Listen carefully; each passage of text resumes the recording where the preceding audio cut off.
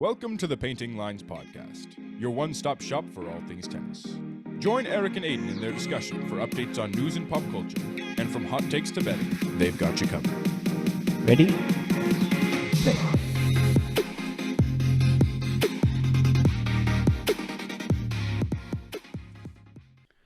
Hey guys, welcome back to Painting Lines Podcast. Last week we talked about the early decline of some players and why we think they may have peaked. This week we will be recapping Madrid, Carlos Alcaraz winning again, fourth tournament win of the year. Aidan, what is going on? Why is this kid so unstoppable? I mean, I don't know. I think he's just finally the wonder kid that tennis was waiting for after the big three. I mean, he just continues rolling through these big tournaments, just accruing more and more success. And it seems like he's just getting better each tournament. I mean, I don't know if you watched the final, but in that match, he got tested. I mean, Struff played excellently. He was playing great tennis, and Alcaraz was able to just stay calm and just fight through it. And even when it seems like he's struggling, he still can beat these players. I know. In that third set, he could have had an early break. Remember the break point? If he would have broken Alcaraz in that third set, I think Struff would have ended up winning the whole thing. But like you said, Alcaraz remained calm. He stuck in there and he battled back. And then he handed him. I think it looked pretty easy, that third set after that. Yeah, it's and unfortunate. That mental strength, I mean, that's one of those things that people always talk about with Djokovic, like the ability to survive on break points. And those are such mental things, like the ability to continue going for shots and not be afraid in those situations. It's such a turning point in the match. And I think Alcaraz saving that break point, I mean, is critical for him continuing to win that third set. Yeah, it also helped that he had the crowd behind him the whole tournament. Yeah, I mean, it is like essentially a home tournament for him. No, that final just looked like all the energy was sucked out of Struff after he couldn't capitalize on that break point. Like you saw it, the crowd was just going nuts. Alcaraz was feeding into it, pumping him up. Struff just looked defeated. How much do you think the crowd is able to impact a situation like that? Because that's like the maximum you can have, because Struff is essentially an unknown player in this situation. Right. So he has nobody really rooting for him in the audience. And all these people are Spanish rooting for Alcaraz. So that's the maximum effect you can have, right? Right. I also think it depends on what type of player you are too. Like Alcaraz already to begin with is someone who's very involved in the crowd, likes to hype him up. And then just playing in his home country with the home crowd, I think it's even more of a benefit there too, because you saw how it was. Like every point he kind of builds into the crowd. Like, so when they hype him up, he hypes them up, and they just kind of feed off of each other. And then I think that impacts his play. I think he's more willing to go for crazy shots, celebrate them. It's a confidence thing, really, at the end of the day. I think it's also interesting in that maybe that when you do kind of feed into the crowd and get strength from it, it's sort of a double-edged sword, because I feel like probably that means that when the crowd is with you, you play better, but then when the crowd's against you, you play worse. So then if you're a player that doesn't interact with the crowd, maybe you're more like a team and you stay a little bit more calm and you're a little bit more less emotional.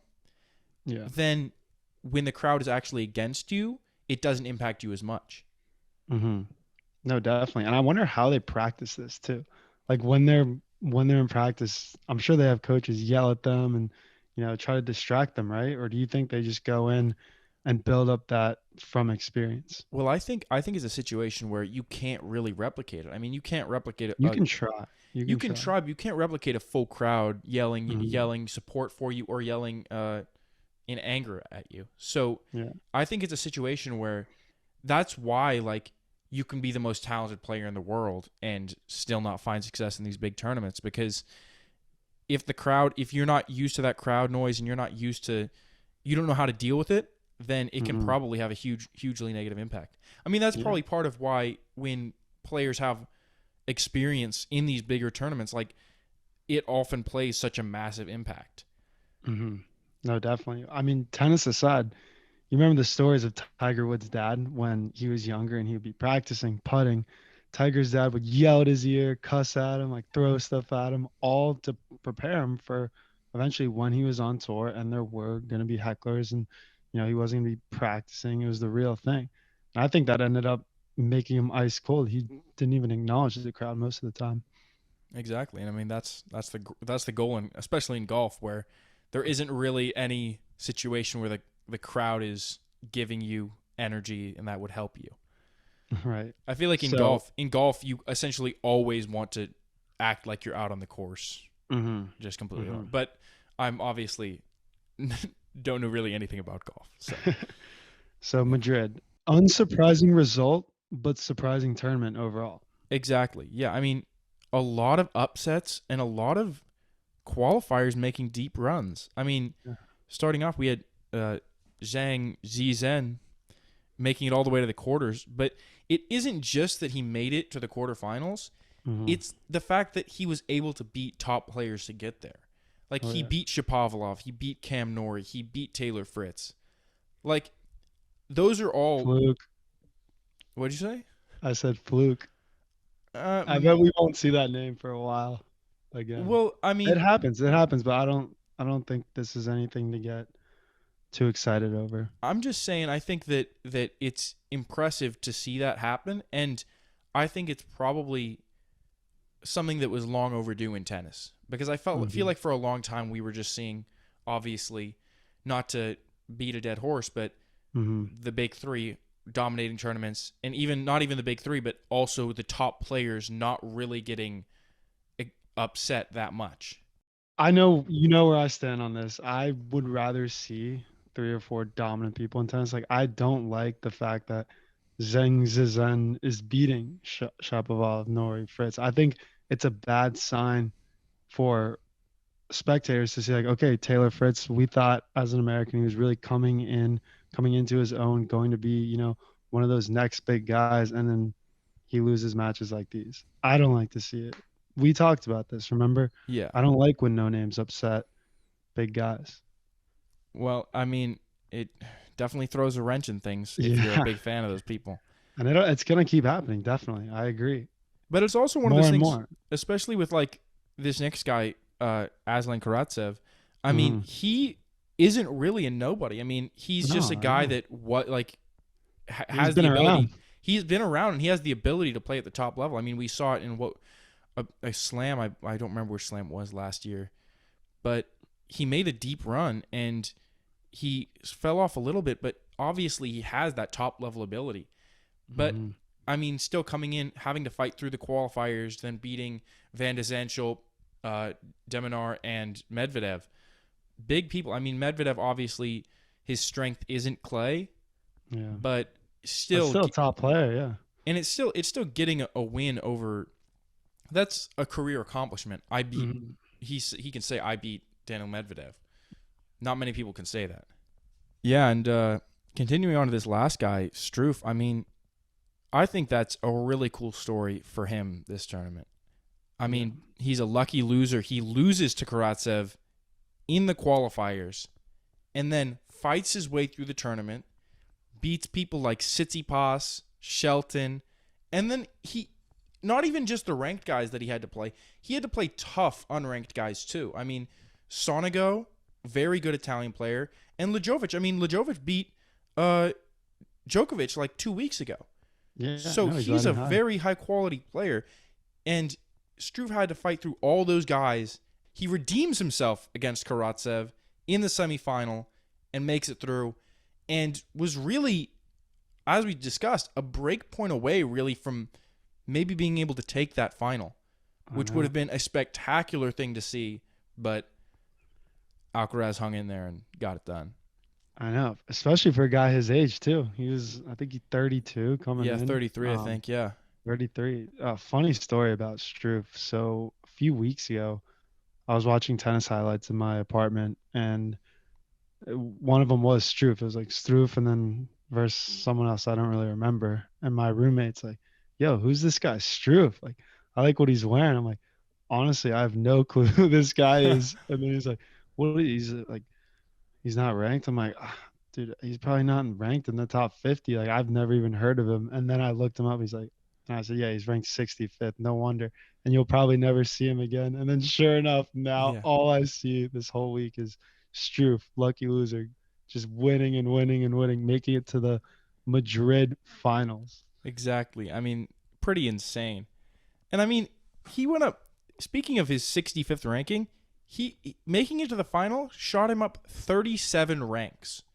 Ooh. He's now ranked 28th in the world, which is like a significant career high to my knowledge. Yeah, and with that higher ranking now, he won't have to play in these qualifiers with the big tournaments too. So that'll ultimately, hopefully, propel him to just keep doing well. Exactly. I mean, he won't have to depend on being a lucky loser again. Won't have to Yeah. depend on other people withdrawing from the tournament to actually make it into the main draw. Yeah, and for a player with not that much experience, at least on the big stage, very classy runner-up speech. He was very calm, composed, spoke good English, complimented Alcaraz. He was definitely a fan favorite, I would say, not like one of the other guys in the tournament that we'll get into later. Yeah. I But mean, I think it is kind of interesting how one aspect of being on that stage is the ability to speak mhm. English because it just boosts your popularity so much if you are able to speak good English. I mean, Yeah. I think Rafa is negatively impacted by the fact that he has a thicker accent than Mhm. Djokovic and Federer. Oh Like yeah, I know. I don't think it, in my opinion, it doesn't impact it, but I think it definitely impacts some people's consideration of his like Mhm. status. And when I think about that, I always think about how a lot of people consider Ronaldo and Messi. Ronaldo is this global icon, and I think he's they're both global icons, obviously, but I think Mhm. Ronaldo has a significant amount of popularity just because he speaks English, he interacts with the English media, and Messi just doesn't speak English really. Right. No, that's how you get popular. Exactly. Yeah, like it just boosts your popularity so much. I mean, obviously this year I think this year Mhm. significantly helped Messi because winning the World Cup is massive. He was Mhm. already huge, but I just mean like in terms of the English Pop audience. culture, Yeah. just within. No, I see what you're saying. But back to tennis. This is not a Yeah. soccer podcast. That's No, I'm true. kidding. Um, so I like Struff's serve and volley tactic. We talked about it a few weeks ago. He made it work because he did the perfect balance of it. He wasn't just every point serve and volley. He mixed it up, and you really saw it work against Tsitsipas. Yeah, I mean, I think he definitely mixed it up against Tsitsipas. I think though in the final he kind of changed and shifted a little bit more towards it. Hmm. Because in the final he came to the net 52 times and he won 32 of those points. He won 63% of the points when he came to the net compared to I believe 30 something percent when he was on the baseline. So Wow. I think he was in the final trying to force that, and I think maybe because he hadn't been doing it against Tsitsipas quite as much, Alcaraz wasn't expecting it, and I think that kind of rattled him a little bit when Hmm. Struve kept coming to the net. But Right. So I yeah, think, yeah, why it worked against Tsitsipas, not necessarily serve and volley, but coming to the net. Like he was dominating those points. He was basically staying within the baseline the whole time, really whipping the ball. Kind of reminded me of Jack Sock a little bit because he kind of looks like him too. And then he has that like quick wrist snap forehand where he just drives the ball. And so he's able to move Tsitsipas side to side and then eventually make his way up to the net, finish off with a volley. I love that style of play. yeah. I mean, I think he just played excellently. Though it did, it almost seemed like Tsitsipas just couldn't really do anything against it. He should have went to the bathroom and texted his dad. Exactly. I mean, isn't on court coaching allowed to an Yeah, extent at it this point? is. It is. It is. So he doesn't need to I go to feel the like bathroom. I know whenever yeah, whenever I'm watching an Alcaraz match, I just hear his coach talking to him the whole time. And I don't speak Spanish, so I don't know what he's saying, but I feel like a lot of it's just hyping him up because you know how they Venga, always look at venga. each other. Ándale. Exactly. Oh. Alrighty, you want to hop into segments? Yeah, let's do it. What is new? So John McEnroe went on his brother Patrick's podcast the other day, Holding Court, and he was quoted saying that Runa is developing quite the reputation on tour. And one thing that he said, it's funny coming from John McEnroe because no one knows better than he does. And he said being an asshole on tour leads to a very lonely existence. So I wonder if we're going to start seeing Runa kind of buy into this character, like be this villain on tour and embrace it, or if we're going to see him change. Like, what if this was a rude awakening for him? Because that was not pretty. Getting booed on your way to the locker room, that never happens. Yeah, I think it's kind of a thing where he really, if he's smart about it, I think he should definitely try to start getting viewed in a better light, because Mhm. I think he's not a bad person. Maybe he's a little bit of a He's a little bit kid. arrogant on the court, and he's a little bit cocky.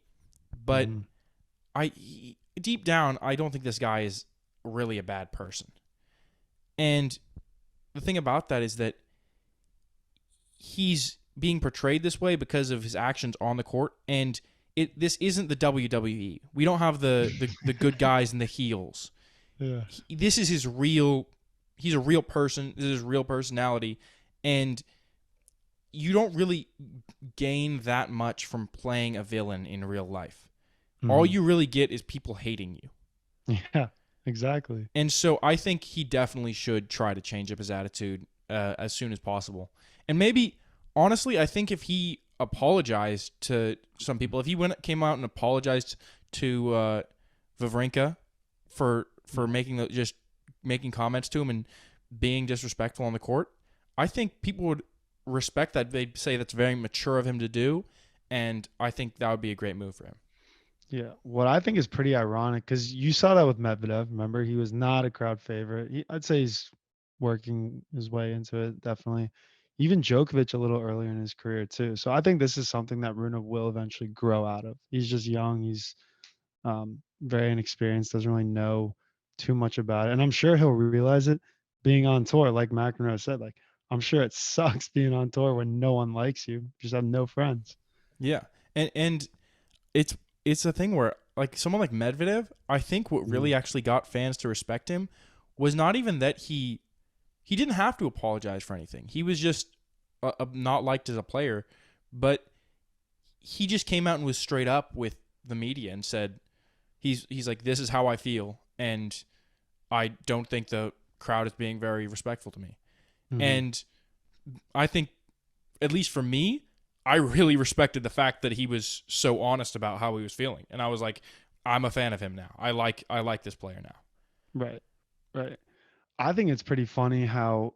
So I think Medvedev and Runa like each other. At least remember a couple weeks ago, a few weeks ago, actually, one of the tournaments. They made that little joke at the net. Yeah, after the Zverev match, yeah. Exactly, exactly. So it is kind of funny that Medvedev, someone who you can see a little bit of younger Medvedev in Runa now, those two getting along.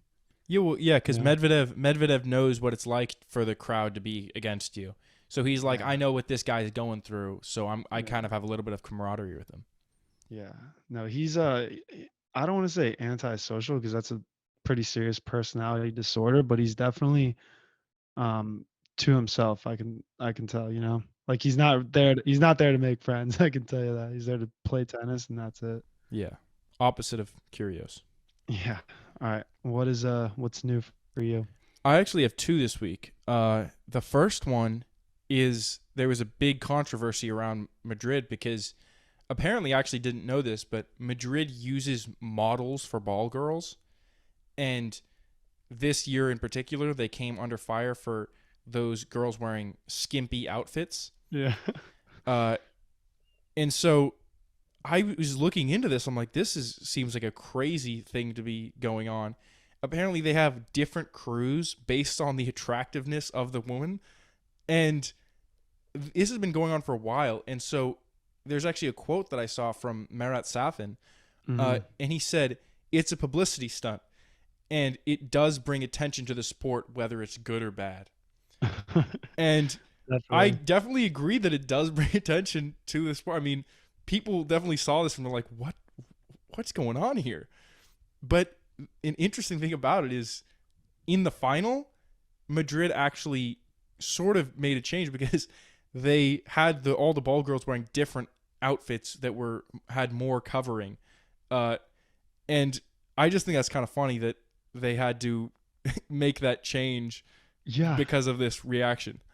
I noticed that. I did notice actually when I was watching. I'm like these ball girls are pretty good looking and they're wearing skirts. I've never seen this before. Yeah, And then yeah, in the final, I saw that they had a little like longer skirts. yeah, exactly. But I think this is part like who is getting angry over this? You know what I mean? Is it just cancel culture or I think the idea is that it's sexist to have them wearing those right? outfits. It's like it like sexualizes women in a way. Exactly. But I feel like yes, but that's kind of something that's been going on in sports. Like look at NFL Yeah. cheerleaders. Look at Look at cheerleaders in any. cheerleaders in general. Yeah, Yes, in exactly. any sport. But and then look at whenever you see wrestling or MMA, who are the girls that are putting up the what round it is every single in between rounds, you Oh, know? the ring girls. Yeah, the ring girls. They're all skimpy, but tennis is known to have a higher, like a classier reputation than these other sports, and to kind of stoop down to that level, I can see why people don't like it. Yeah, I think that's the big thing Mhm. is that in those sports, such a Like heavy hyper male masculine. audience, yeah, such a heavy male audience that it's just something to keep viewership up. I think. Yeah, no, definitely. So on the other side though, I think it is pretty interesting how each tournament has its own character, like has its own vibe. You know what I mean? Because I was Yeah. thinking like, okay, this is something that I would expect at maybe the Miami Open, you know, but never in Indian Wells or never Wimbledon. If anything, like each tournament has a very has its own character. I think if in Madrid, that's what they want to do. You know, it's a fun, it's kind of a party city. I think good for them. Yeah, and I think about that idea is Madrid definitely wants to be unique. I mean, I don't remember the exact year, but there was one year where they actually changed the color of their clay. Do you remember this? Yeah, the blue clay, They had right? the blue clay, exactly. I Yeah, think Federer yeah, actually yeah. won that year, and it was maybe the first time he won that tournament. Goat But City. players got mad because they said it was like more slippery or something like that. Mhm. But Yeah, I know it didn't last. yeah, it didn't last. But Madrid definitely wants to have something that's unique about them, and Mhm. maybe this isn't the best choice for that. But Mhm. I think it's just their attempt at it. Yeah, it's pretty funny how you have okay, models being ball girls one tournament, and then the next tournament is like little kids Yeah, running around. I mean that's the thing is like they're usually called ball kids. Yeah. Yeah, I know. Yeah, but All right, what's your other my other news? what's new of the week is Murray won a challenger in France this week, Yeah, against uh, our boy. and he became the only singles player in history to win every single level of men's singles title on the ATP tour. So Whoa. he's won a junior Grand Slam, a futures event, an ATP 250, a challenger, a ATP 500, an ATP 1000, and a Grand Slam. So why were he and Tommy Paul playing in a challenger? That's actually kind of an interesting thing about this year. I've noticed that challengers have kind of started to become more popular with top players. I Mhm. mean, last week I talked about how Berrettini played in the Phoenix Open and he actually Right. lost there. But there were articles when he was playing there about how what is this top 20 guy doing at this challenger tournament? This is like cherry picking for him. Mhm. And I've noticed that I think a lot of players are starting to do that because they see these tournaments. Maybe there is a decent payout at some of these challengers. Obviously not the same as the top tournaments, but Yeah. I think players look at them and they say, "Oh, okay, I can make a deep run at this other tournament. Maybe I'm way less likely to make a deep run at the Madrid Open, perhaps. Mhm. So instead, I'm going to play in this challenger over here and make a deep run and maybe make more money or at least get more matches in." Right. That is a good question. If it's for the money, like to do it to survive, or if it's just to get more reps, more practice, more matches, maybe try something out that you don't want to have to wait for in a big tournament to do it for the first time. Yeah. And maybe it also has to do with a level of pressure. I mean, we talked about how team uh, had all these mental sort of blocks is what we Hmm. were thinking, and then I think he played in a challenger, and then all of a sudden he started playing better. So maybe just getting a little bit of that pressure off. I think I got my swagger back. Yeah, Exactly. yeah, good for Murray. He beat him pretty good too. I know it was 3 sets, but he had like Tommy Paul won the first one, I think 6-2, and then Murray went on like 6-3, 6-2. It was pretty easy. I mean, pretty cool. I mean, for a guy with a metal hip, pretty insane. Jeez. Yeah. And I like the challengers too, because when you're watching them, it's so small. It's like you're watching a high school tennis match. Like maybe not high school because no one really watches high school, but college court level camera too. Camera's right there, exactly. Right. Bet of the week. Yeah. Yeah. Who are you taking? My bet of the week had to do a little bit of digging to find odds. I But know. I found a bet Mackenzie McDonald over Cecchinato for plus 140, and I was like, those seem Yeah. like excellent odds for McDonald. I mean, maybe I'm just biased towards the American, but it just seems like a good bet. I mean, McDonald is higher ranked, Hmm. and he won their last meeting at the Australian Open in 4 sets. Mm. So, I mean, obviously he didn't win it in 3, which would have been Yeah. a little bit more, Yeah. but I think the fact that he is the underdog in this match is kind of insane. So, I think it's a good bet. Yeah. No, I'd take that.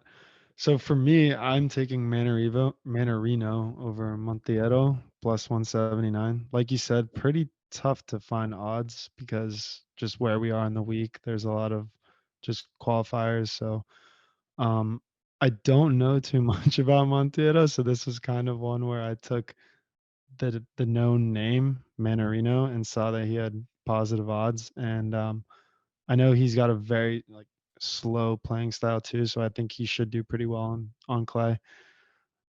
That, yeah, not really much thought went into this, but I'm confident in it right now. Bigger Yeah, name, big and name. and he's the underdog, so Yeah, exactly. solid. What about your match of the week? Yeah, so my match of the week. This is I kind of hinted at this earlier when we were talking about Runa, but David Fokina overcomes Runa 7-6, 5-7, 7-6, which first of all had the drama. You saw the questionable call where, Runa allegedly erased the ball mark. We don't know if he actually did it or not. Pretty ambiguous on camera, but I can tell you the crowd sure as hell thought that he did it because the whole rest of the match, they were booing him like nonstop. They were cheering for double faults. And not only were they cheering for double faults, but they were cheering in between his first and second serve whenever he would miss. I know. Brutal. Brutal. He was also booed on his way to the locker room. I don't think that should ever happen. No matter what, that is just out of pocket. Um, this is my match of the week.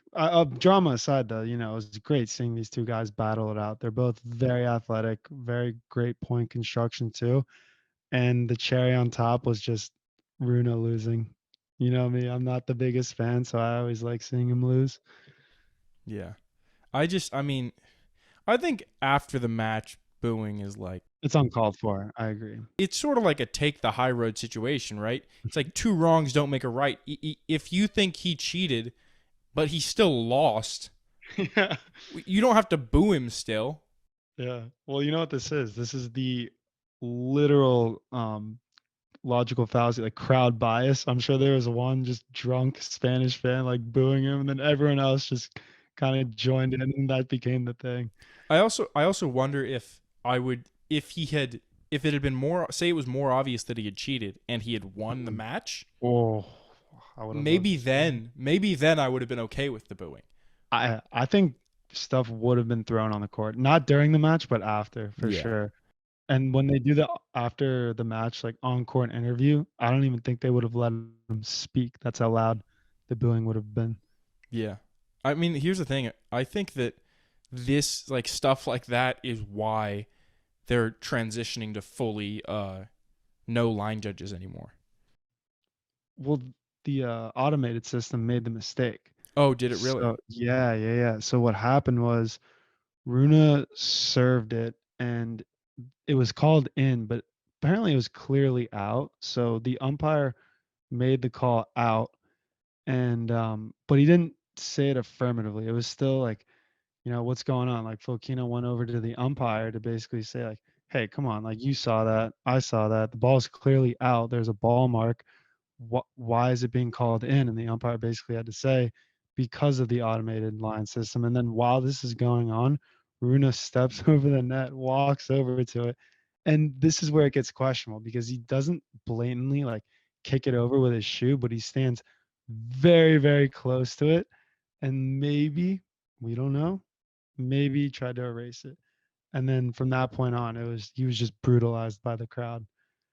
Yeah, I mean, isn't the idea that the automated system just doesn't make mistakes though? Yeah. It just I don't know what So happened. you'd think if the automation made the call, then it probably was correct. Yeah, it could have been, but you know how these players are. Yeah. I mean, So literally the eagle eye can be used literally like to decide a grand slam. I mean, so it was the- showed in. It was showed in. exactly. So you have to just trust that, right? I mean, like the in Do you though? the 2017 Australian Open final, literally the last point they had to use the eagle eye to check it. I remember hearing McEnroe on Pat McAfee, and even McEnroe, he's like, I don't trust it. I don't care. Yeah, I mean, But then again, he doesn't trust the humans either. it is an interesting thing because I'm pretty sure the way that it works is based on like an assumption of how the ball is going to bounce. Like they don't Yeah, it's not 100%. yeah, they don't actually like have like an exact image of the ball bouncing in a certain way in like every single frame of it. But what they do have is like, okay, the ball was going this speed and it was spinning this much and it was moving there and we have this angle and we have this angle and we have all these angles, so we can like within a pretty much a shadow of a doubt say this is how much of the ground it touched. Yeah, it'll be interesting to see how this plays out in the future. Yeah, I agree. My match of the All right. week was Struff over Tsitsipas, 7-6, 5-7, 6-3. And what really stood out to me about this match was just that it showed really how close every single one of these top pro players is. Like, Struff played to the best of his ability, and I don't think that Tsitsipas really played poorly. Like, maybe Tsitsipas didn't play his best match ever, but he played decently, and Yeah. he just got beaten. Yeah, And straight up. I think it's really kind of interesting and cool to see a player that's considered to be a huge favorite and just gets beaten just by pure skill. Yeah. No, the cool part about Struff was he has kind of an X factor to him. Like something that you don't really see a lot is his return, like from other players or at least was the return. He was pinning Tsitsipas back into it. Like while Tsitsipas is on serve, you should I logically have the advantage, right? But Struff was taking that advantage away right away on the serves by nailing these returns, pinning him back, and then having the offensive position in court. So yeah, that was great to see because I feel like most players don't really attack the serves, They kind of just get it back.